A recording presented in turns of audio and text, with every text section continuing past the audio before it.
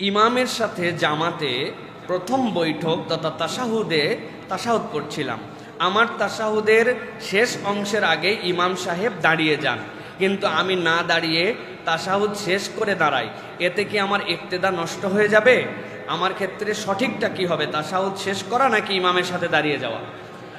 মাসবুক হয়ে আমি মাঝে মাঝে জামাতে ইমামের সাথে সালাম ফিরায় ফেলি এবং আমার বাকি সালাত পরবর্তীতে উঠে আবার পড়ি। আমার জিজ্ঞাসা হচ্ছে যে আমার বাকি সালাম ফেরানোর পরে আদায় হবে নাকি আমাকে পুনরায় প্রথম থেকে সালাত আদায় করতে হবে?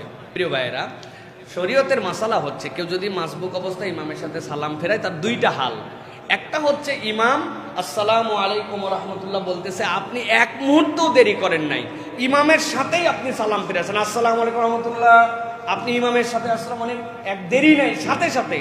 আপনার যদি ইমামের সাথে সাথে হয় তাহলে আপনার জন্য বাকি যে 2 রাকাত সালাত মনে পড়ছে উঠে পড়ে নিছেন যতটুকু মাসবুকের হালতে ছিল, আপনাকে সাহু সিজদাও দিতে হবে না, আপনার নামাজ হয়ে যাবে। কিন্তু আমরা কিন্তু এরকম করে সাথে সাথে সালাম ফিরাই না। আসসালামু আলাইকুম রহমতুল্লাহ, ইমাম সাহেব কিছুটা হলেও কম বেশি হয়, তাহলে আমি তার পরে পরে যদি সালাম ফিরাই তাহলে আপনি ভেবেন না যে আপনার সালাত হয় নাই, মনে পড়ছে আপনি উঠে সালাত আদায় করে ফেলেন, কিন্তু আপনাকে সিজদায় সাহু করতে হবে। একটা সিজদায় সাহু আদায় করলে আপনার সালাত আদায় হয়ে যাবে। আপনি মনে করেন না বা মাসলা না জানার কারণে অনেক করে ফেলতে পারেন যে সালাম যেহেতু পরেই শেষ করে ফেলছি, ইমামরে শেষ, আমারও মনে নামাজ শেষ, আবার পিছনে যাইয়া 4 রাকাতি নামাজ পড়তেছে বা 3 রাকাত মাগরিবের হলে মাসবুক পুরাটা পড়তে হবে না। সাথে সাথে বরাবর হলে আপনার জন্য সিজদায়ে সাহু দিতে হবে না, আর আকপিস হয়ে গেলে সালাতটা আদায় করে ফেলেন বাকিটুকু, আর আপনার শেষ বৈঠকে একটা সিজদায়ে সাহু দিয়ে দিবেন, আপনার নামাজ সহি হয়ে যাবে ইনশাআল্লাহ। ইমামের সাথে জামাতে প্রথম বৈঠক তথা তাশাহুদ পড়ছিলাম। আমার তাশাহুদের শেষ অংশের আগে ইমাম সাহেব দাঁড়িয়ে যান, কিন্তু আমি না দাঁড়িয়ে তাশাহুদ শেষ করে দাঁড়াই। এতে কি আমার ইক্তেদা নষ্ট হয়ে যাবে?